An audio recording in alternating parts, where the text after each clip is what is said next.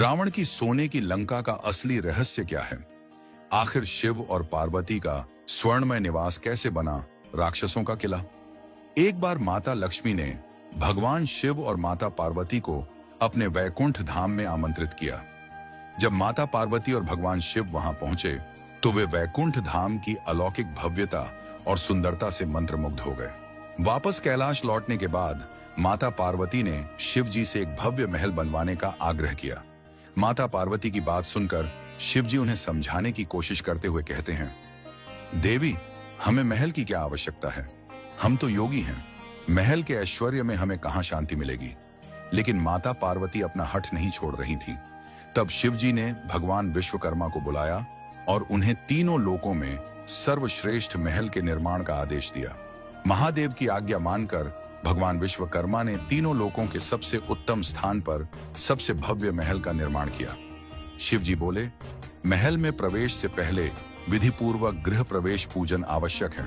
तब शिव जी नारद मुनि से कहते हैं, नारद जी, गृह प्रवेश पूजन आप शीघ्र ही अर्जी विश्रवा को ले आइए।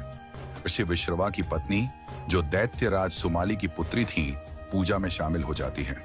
पूजा संपन्न होने के बाद शिव जी कहते हैं, शिवर, यज्ञ अभी समाप्त नहीं हुआ है।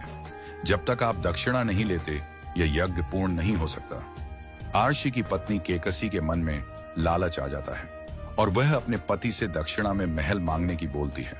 तब अर्षि विश्रवा भगवान शिव से कहते हैं, भगवान, यदि आप मुझे दक्षिणा देना चाहते हैं तो यह सुंदर स्वर्ण महल मुझे दक्षिणा में दें। भगवान शिव उन्हें निराश नहीं करना चाहते थे, इसलिए उन्होंने तथास्तु कहकर महल उन्हें दक्षिणा में दे दिया। इससे माता पार्वती अत्यंत क्रोधित हो गईं और आर्षि विश्रवा को श्राप देते हुए बोली, लोभी ब्राह्मण, तुमने मेरे प्रेम और सपनों के साकार स्वरूप को मुझसे छीनने का दुस्साहस किया है। इसीलिए मैं तुम्हें श्राप देती हूं कि तुम इस महल का सुख नहीं भोग पाओगे। एक दिन महादेव का अंश इस महल को जलाकर इसकी शोभा मिटा देगा और तत्पश्चात तुम्हारे कुल का सर्वनाश हो जाएगा। कुछ दिनों बाद आर्षि विश्रवा की दूसरी पत्नी के पुत्र कुबेर तपस्या पूर्ण कर अपने पिता के पास आते हैं और कहते हैं, पिताश्री, मेरी तपस्या सफल हुई। मुझे आशीर्वाद में यह पुष्पक विमान प्राप्त हुआ है। कुबेर की बात सुनकर आर्षि विश्रवा कहते हैं, पुत्र, तुम मेरे ज्येष्ठ पुत्र हो।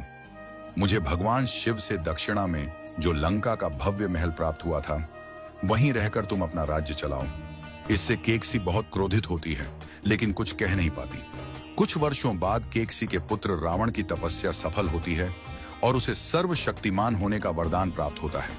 तब वह अपने आश्रम में जाकर माता पिता का आशीर्वाद लेते हैं। तभी केकसी रावण को अपने सौतेले भाई कुबेर से लंका जीतने की बोलती है। माता की बात मानकर रावण लंका जाते हैं और कुबेर से लंका पर अधिकार जमाने की बात करते हैं। और रावण कुबेर को जाकर बोलता है कि मैं तुमसे लंका युद्ध करके प्राप्त करना चाहता हूं। इस पर कुबेर बिना युद्ध किए ही रावण के सामने पराजय स्वीकार कर लेते हैं और लंका छोड़कर चले जाते हैं। तब से लंका पर रावण का अधिकार हो गया और वह लंकापति कहलाए।